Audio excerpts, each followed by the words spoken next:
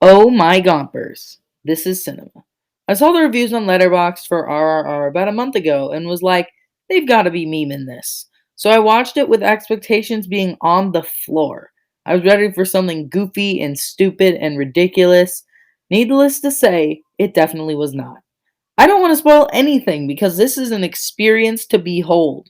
But briefly, I'll go over everything. The action is freaking insane. In an American blockbuster landscape where studios think exciting action is just cramming a loaded diaper full of popular IPs on screen, it's refreshing to see a movie that has legitimately awesome action. But this movie is also about Two best friends. the main duo is just so lovable, and you just can't stop being enraptured by the shenanigans these hooligans get themselves into. The cinematography is pretty slick, and the plot is just so fluid. There's a point about halfway through the movie that in any other film would be the climax, but no, there's still an hour before that. I love how it dodges so many common cliches just by doing them in a more natural and easier to follow and more fun way. I just loved this. Seriously, guys, this is one of the two must see movies from this list. So hop over onto Netflix after this video and watch it. But please keep watching my video. I get lonely. Well, this sucks. So Morbius is about big brain smart guy Michael Morbius, played by the Joker from that one movie with Will Smith. What, we some kind of Suicide Squad? So we all hate Jared Leto, right? Yeah, he isn't any good in this either. His character is unlikable and weird. I wonder why.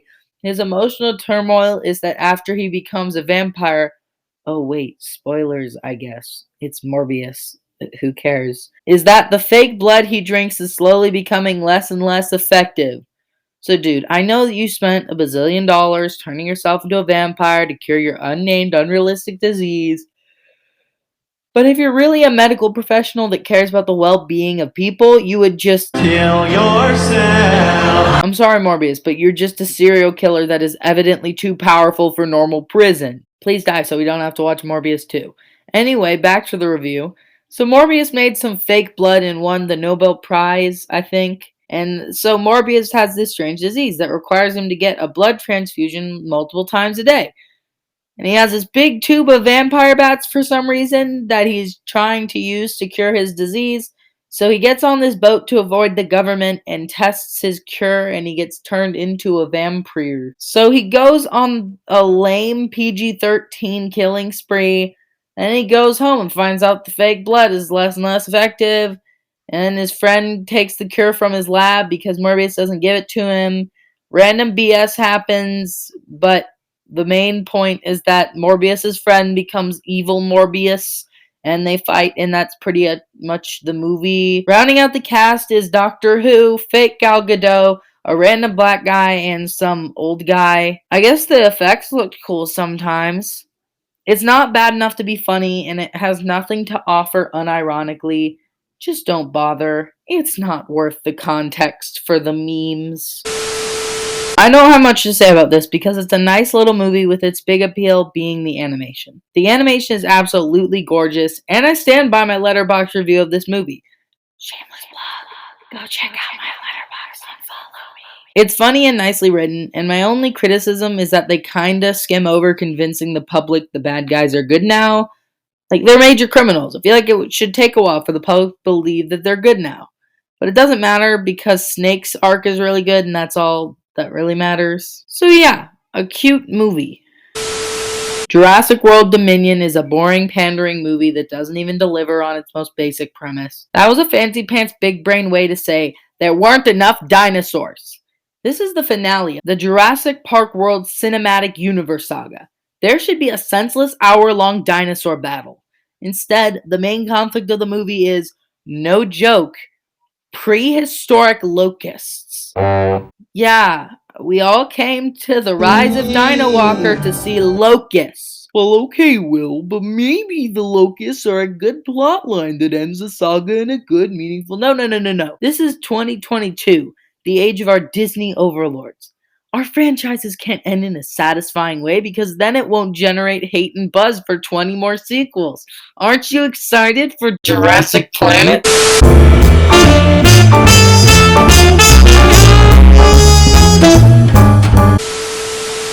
So the Ginger from the last movie and Chris Pratt are raising the clone girl that you forgot existed out in the woods.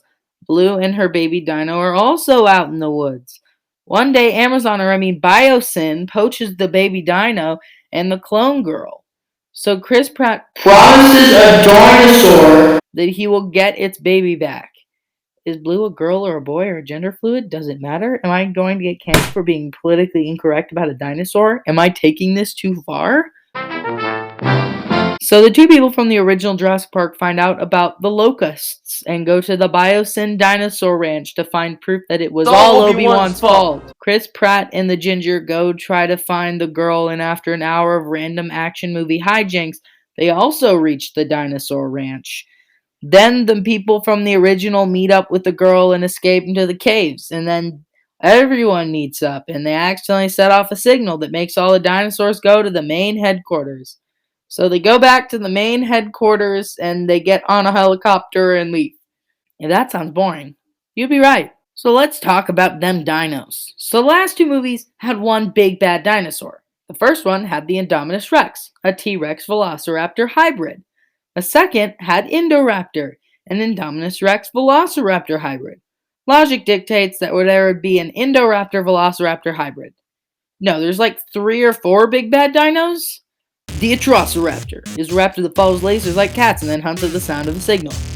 The Giganotosaurus, which is built up as this monster and the big bad dino, and then we see it twice.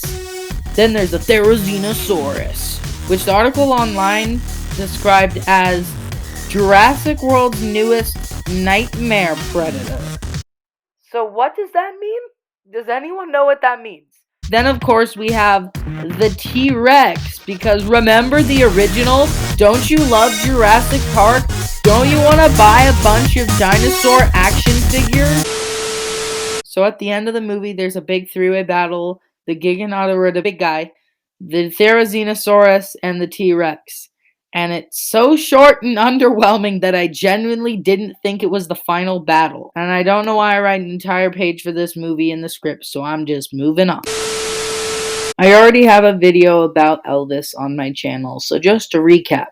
This movie rocks, and Austin Butler is amazing, and you should go watch it. Moving on. Lightyear is fine. It's just fine. Maybe it's the complexity of the concept. Maybe it's the kind of unhinged nature of the plot.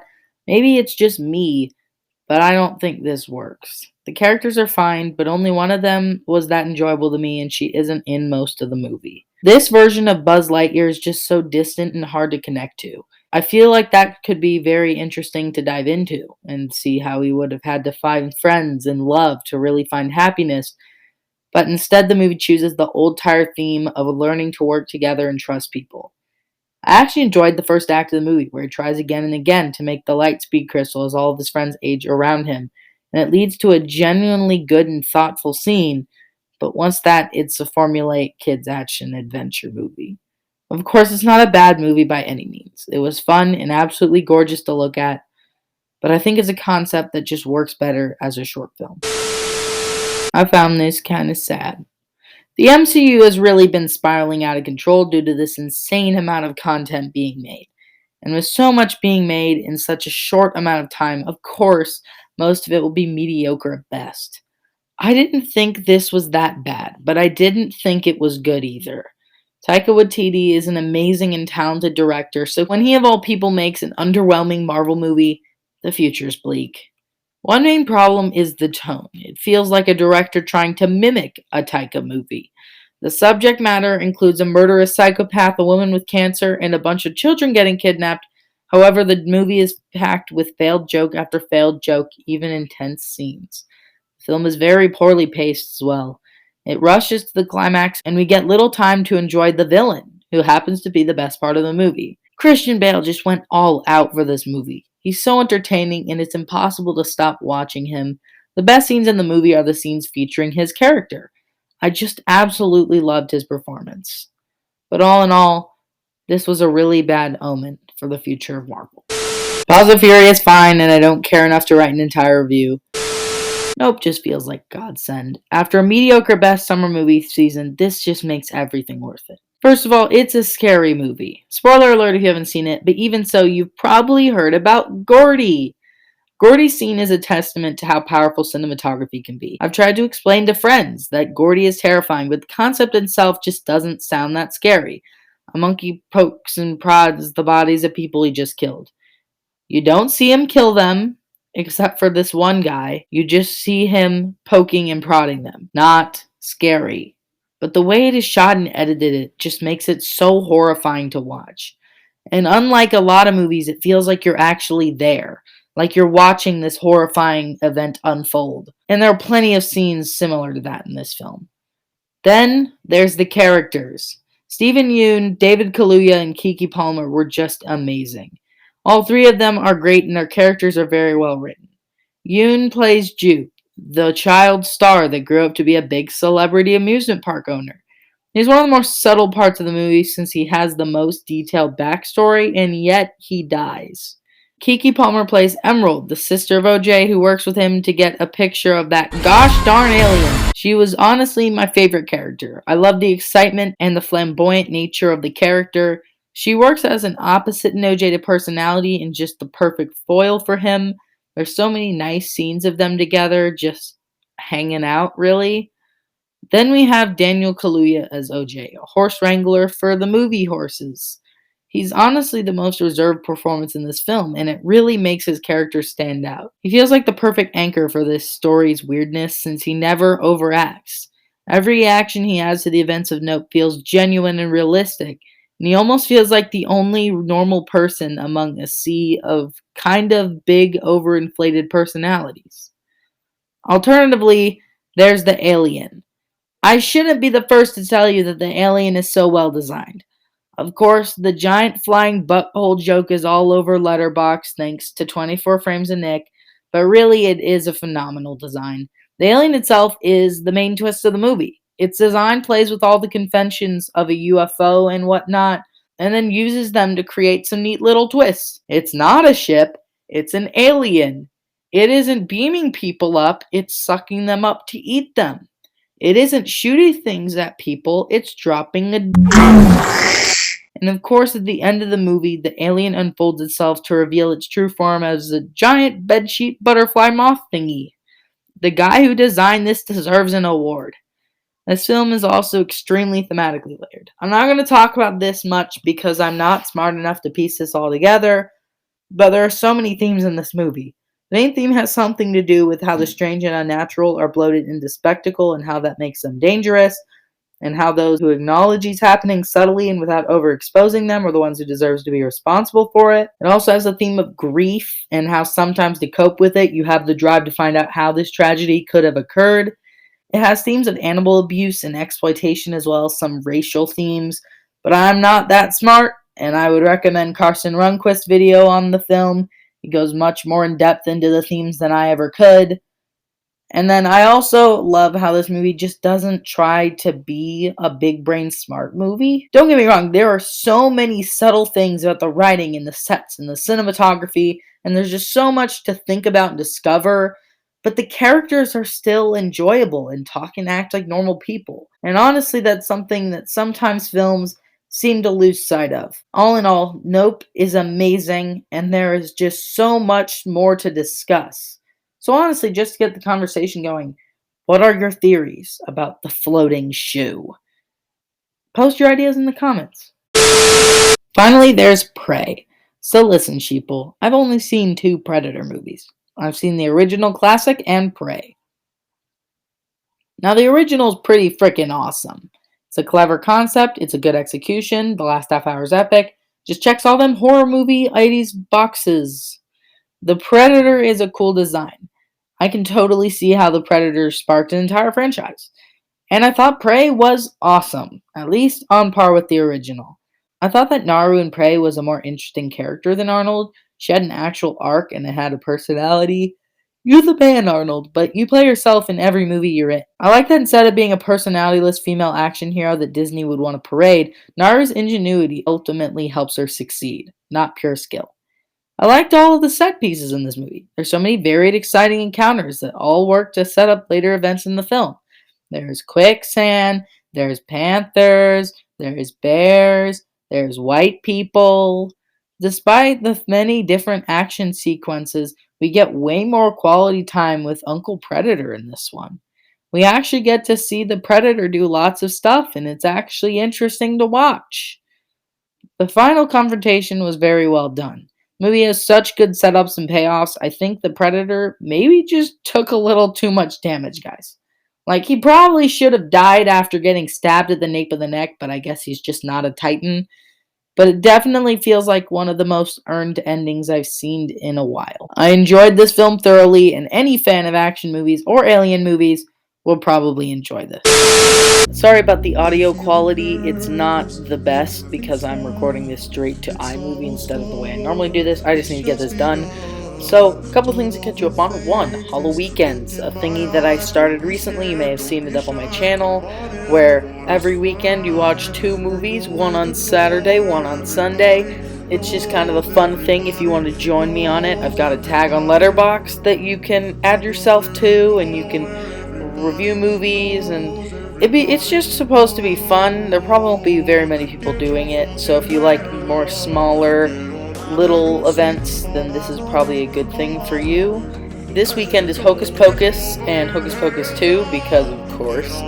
And so the day this comes out, it's probably going to be Hocus Pocus 2. So if you want to join in, now's the perfect time, since we're not very far into this. I'm going to kind of take a break during October while I'm doing HalloWeekends, since it's kind of, I've got a lot going on.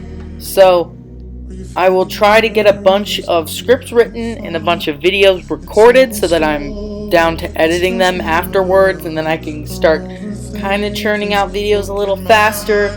But as far as I know, this could be the last video until the end of the month, when I try to release a HalloWeekends video like that first week in November. So thank you for watching. This is so much fun to do, especially now that I have actual people watching my videos. Please subscribe if you haven't, and follow me on Letterboxd, which I will leave the link to in the description. Thank you, and see you next time. Everybody knows, everybody knows.